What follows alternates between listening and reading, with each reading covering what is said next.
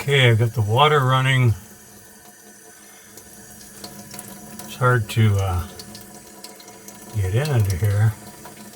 We replaced both water supply lines. And you can see that the water's coming from up in the faucet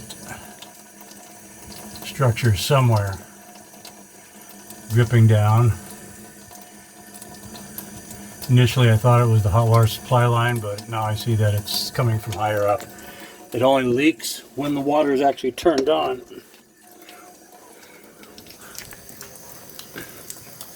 If we flood the area right around the base, it does not leak.